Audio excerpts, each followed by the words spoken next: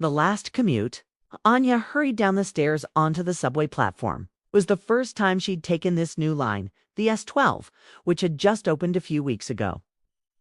The tunnel boring machine had hit an unforeseen snag right at the beginning of her journey, causing a traffic jam of gridlock that made her late for work.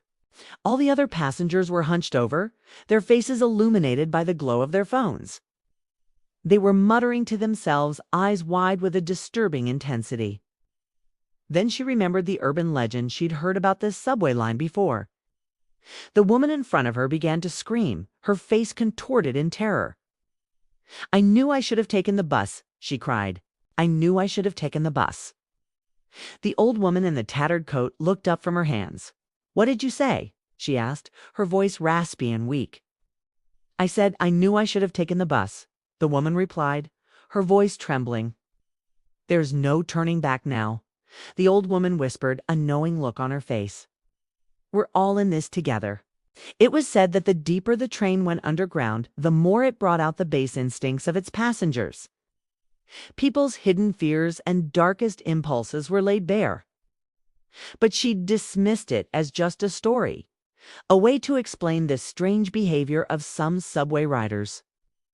One woman was pacing back and forth, her hands clasped tightly together. A man in a suit was chewing his fingernails, his face pale and drawn.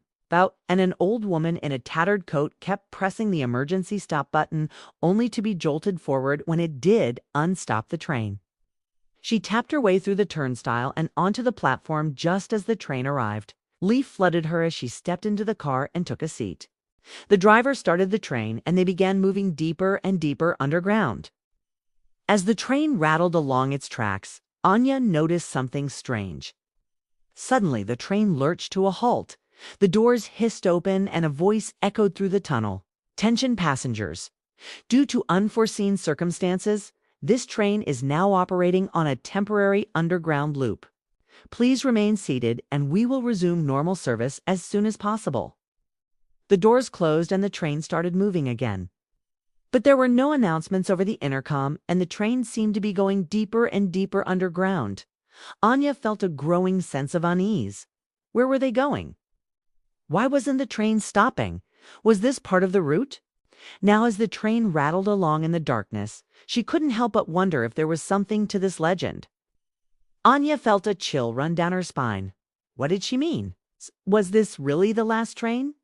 Was there really no turning back? If you enjoyed this dark tale, stay tuned for more stories of the urban night.